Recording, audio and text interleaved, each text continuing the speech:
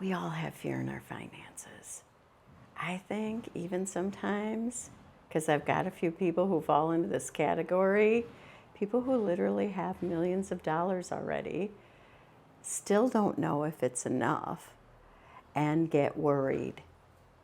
So, I want to take you through the 3 pillars of financial success that I believe are paramount. Yes, I use that word, paramount to any success. You might want to stick around. Let's get to it.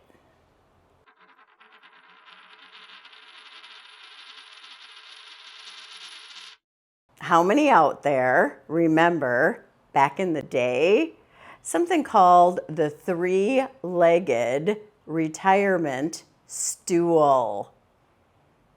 Come on, anybody? When I first started in this business, it was the later 80s, and it was the end of the 3-legged stool. But people still talked about it a little bit.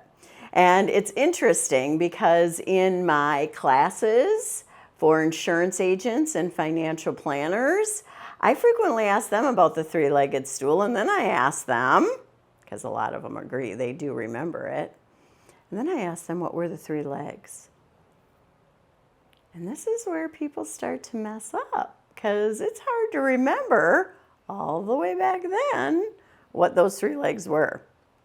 But essentially, this was the philosophy of the 3-legged retirement stool. When you retire, you will have your Social Security. You will have your savings, C2, and then you will also have a pension. If you have a retirement where each of these legs are the same length and can bear the same weight, you've got a pretty handy little stool. I mean, after all, if you actually think about this as a stool, you could sit on a stool like that all day. You could use it as a little stepladder, getting things up that are a little high. It's well balanced and it'll hold your weight. But the problem is soon after I started in this business, the pensions went away. Now, there's some people who still have access to pensions, but generally they're part of a union. And when you think of a 2-legged stool, it's pretty hard to balance. It's not a comfy seat for the long term, and I'm not using a 2-legged stool to reach up high and grab stuff that I can't get to. That does not sound safe. And the same principle applies to our financial strategy, at least in my mind, and part of my philosophy around money. Many pundits out there focus in on 1 leg, or maybe 2. But I gotta tell you, unless you work in all 3 areas that I'm about to describe to you and fortify them with solid education and facts and make sure that they're all equally bearing, it's hard to be fearless in your finances. So, the first one is where most people start. Knowing stuff about money and finance. How to get the best value out of your debt. How to manage your debt. Debt isn't bad. Like, if you get low interest rates and you have cash that backs up the debt, it's not a bad thing. And I've got lots of videos about that. Managing your debt, saving, where to put your investments, how to get the best tax advantages. All of that is important to having one of the legs. And we at this channel spend time in that area. I have spent my entire career talking about various areas in this, like even things like what goes into your credit score and how to get the best value from your insurance, auto, home. And even as I'm saying all of these things, I'm thinking of the second leg, which is the government. See, even when I mentioned home insurance, and I better speak up because sometimes people who have listened to the video say, Renee, your voice gets too quiet when you're talking and I can't hear you. So hopefully this is better. Home insurance is a thing. And right now, we're going to need the government in the future to back us up on the home insurance front. Global warming is real. And I probably shouldn't say global warming, that's old. Climate change. Climate change. It's real and it's impacting parts of America. Government is for the people. And it needs to be something we can count on. And this is why this is important to your fearless finances stool. The government can either do things to help you prosper, or they might do things that make it harder for you to prosper. At this channel, I will help you navigate some of this.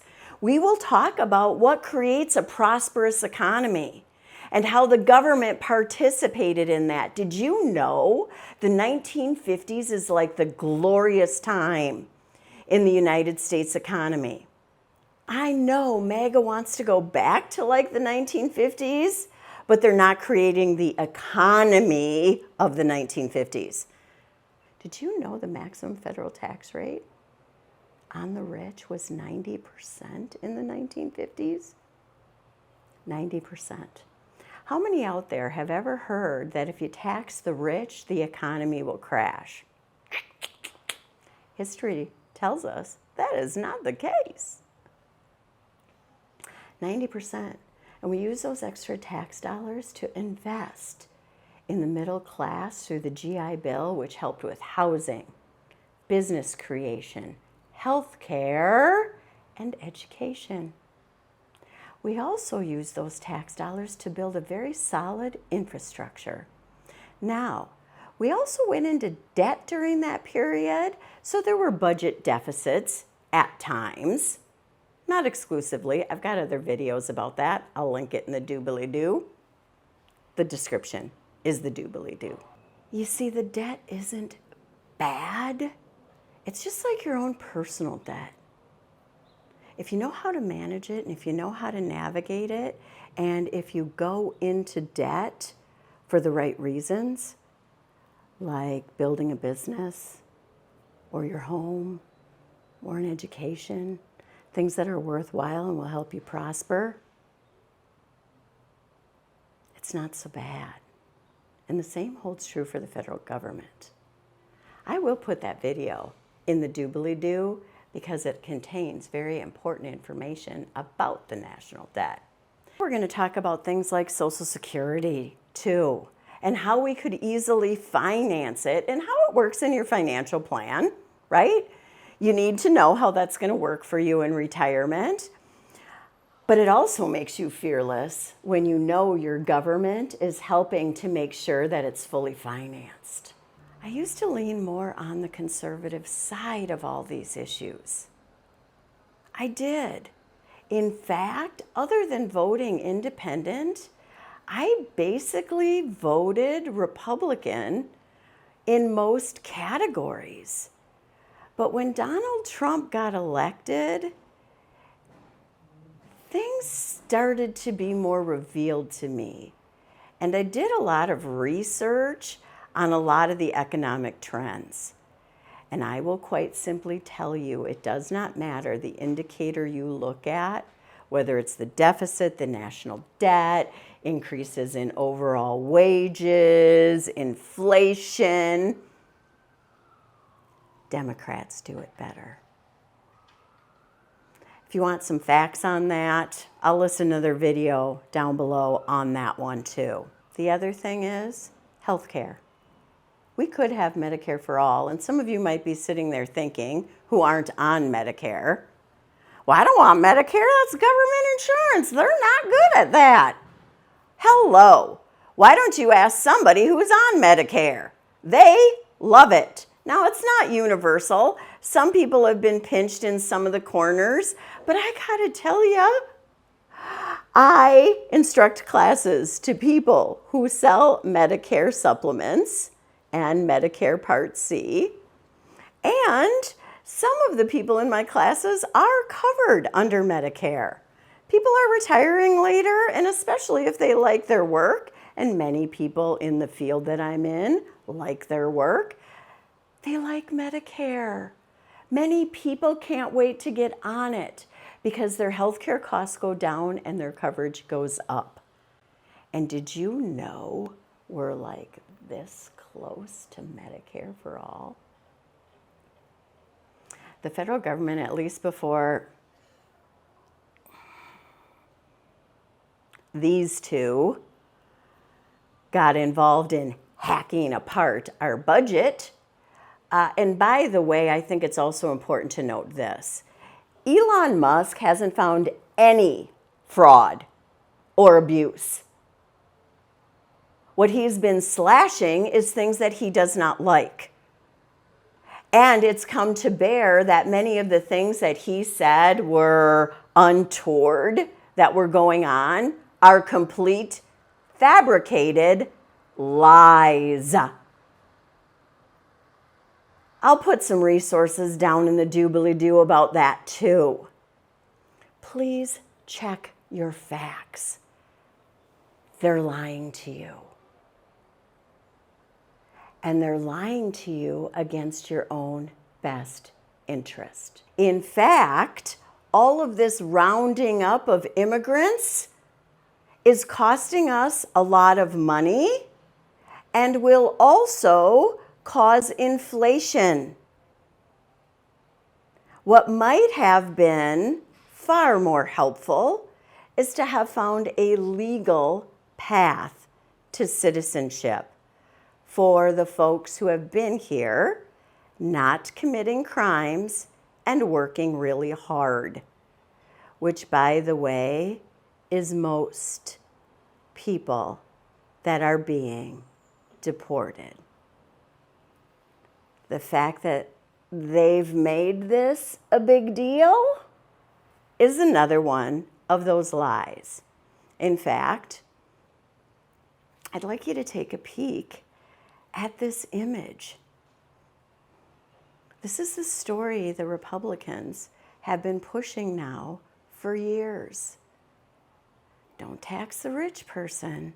They build the economy. Watch your cookie, though. That immigrant's going to take it.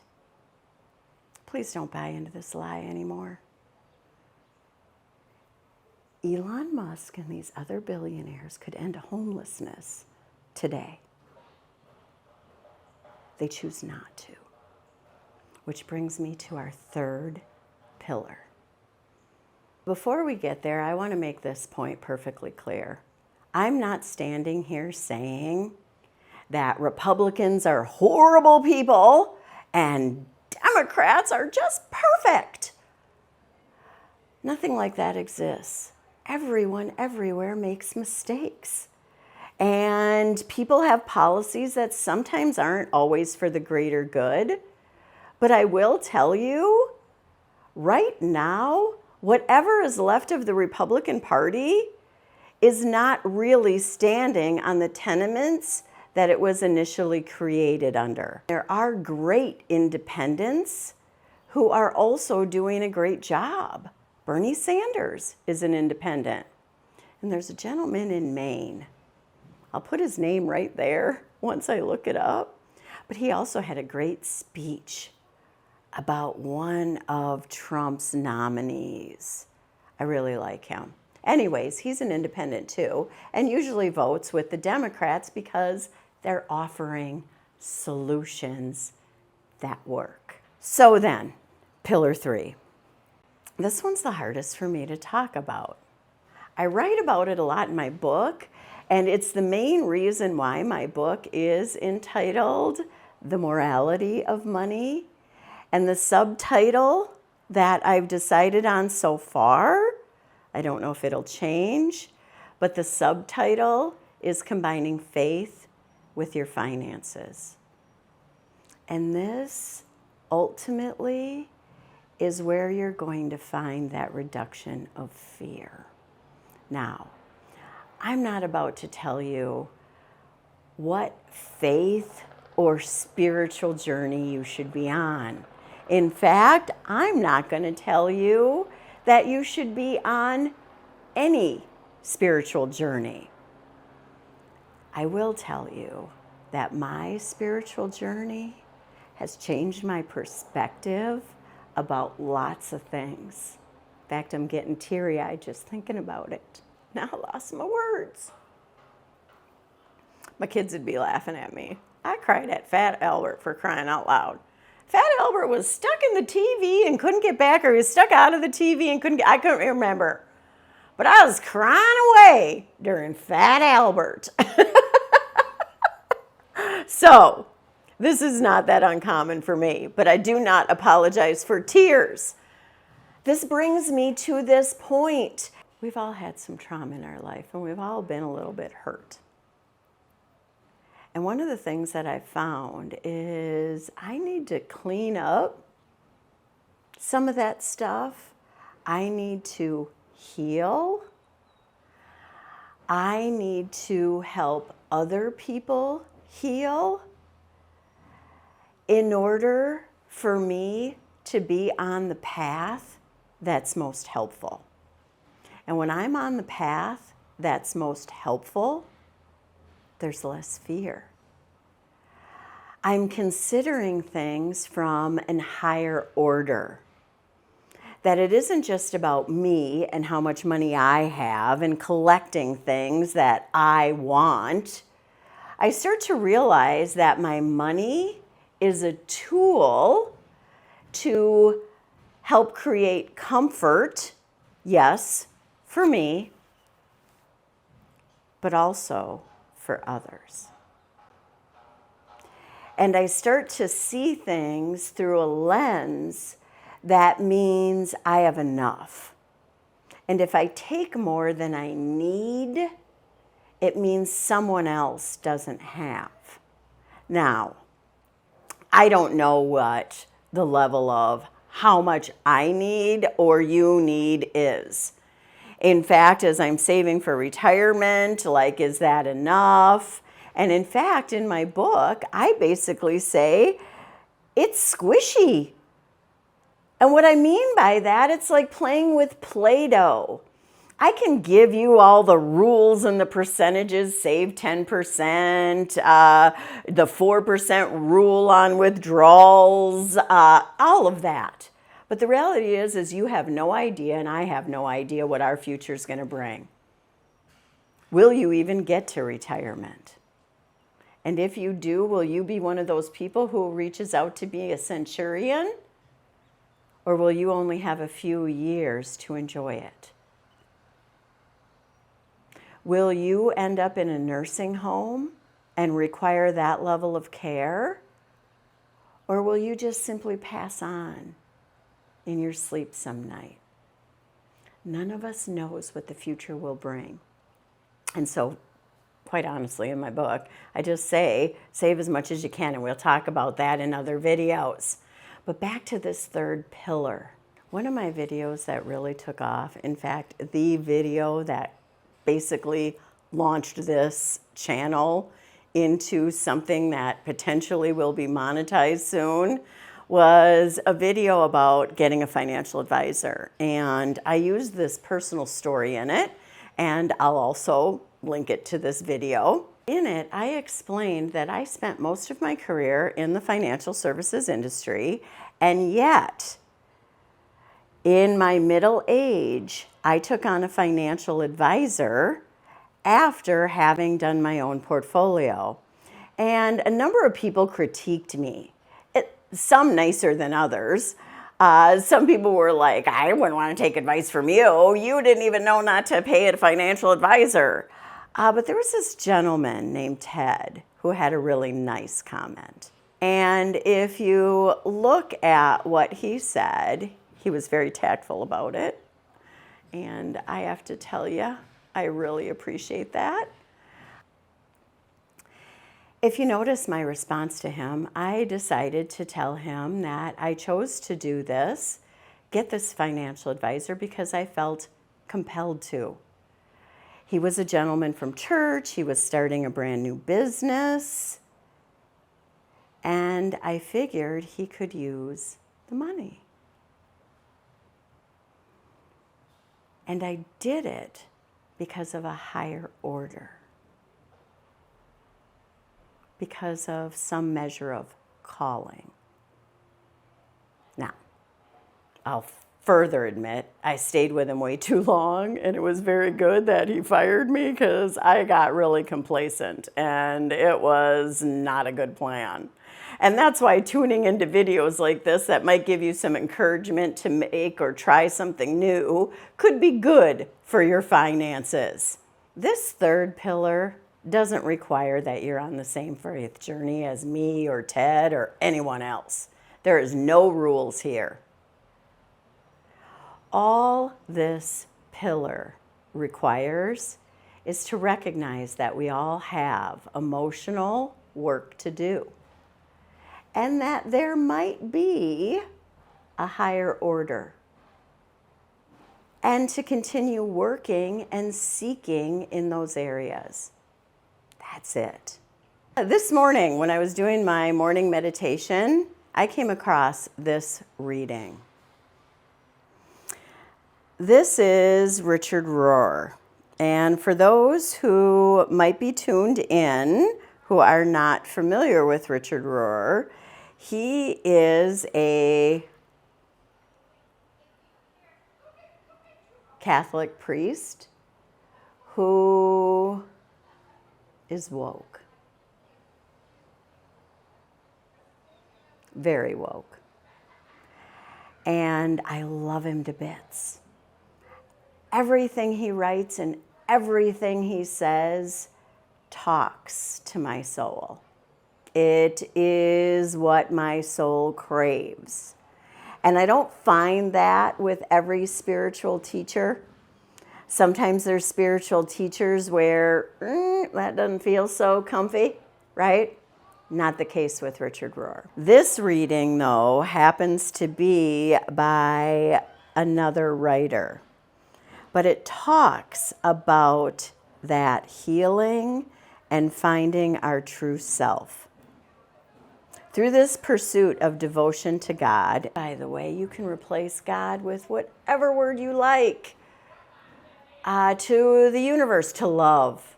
Some people like to replace it with love. I like that one. Some people look at God as an acronym, like good, orderly direction. Universe is another one. Did I already say that? Sometimes people, because they're pet lovers, flip the letters around and say dog, because they are so unconditional, aren't they? Anyway, back to the reading. You will at times grieve over abandoning what society considers necessary for material and professional survival. Daily, you will struggle to reconcile the tension between what is socially practical and your desire to give your heart to the quest. When the false self will resist. By the way, the false self in Richard Rohr's writings is the ego.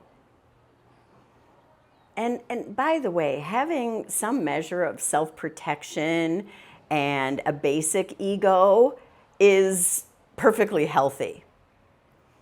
There's other forms of ego that are not. Back to the reading. I must be practical. I must take care of my survival needs. I must not give too much.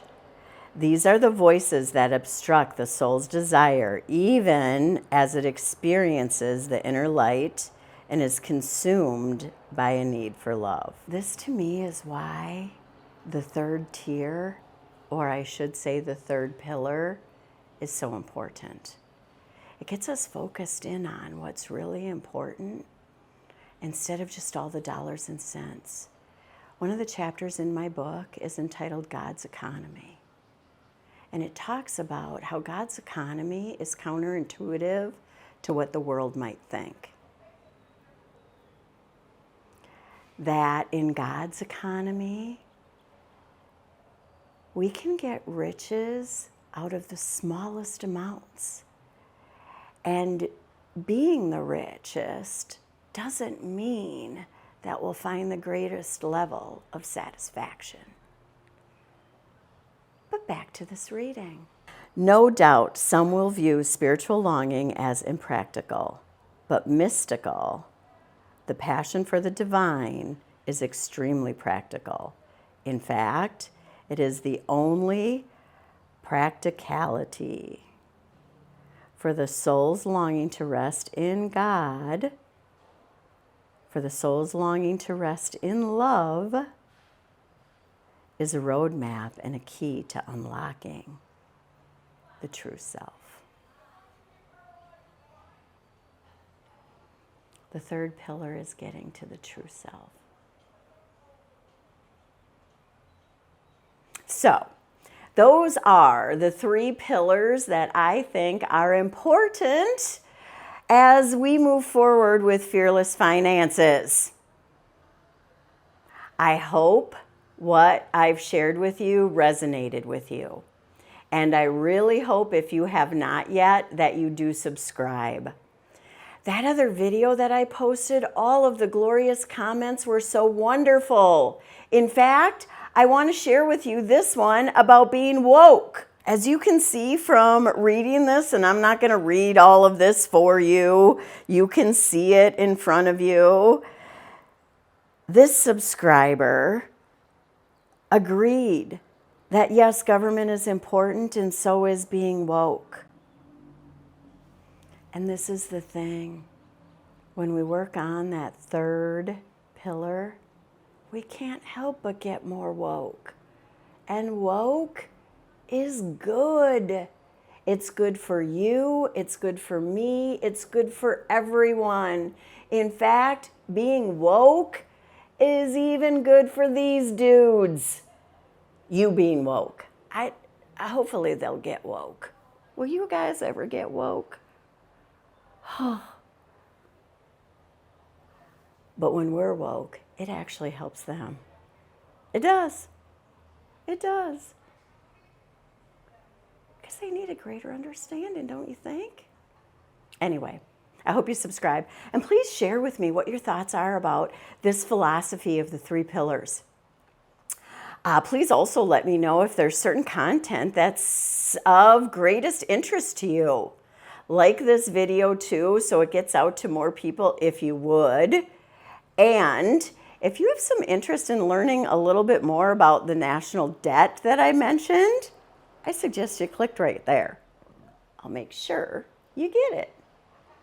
Talk to you soon.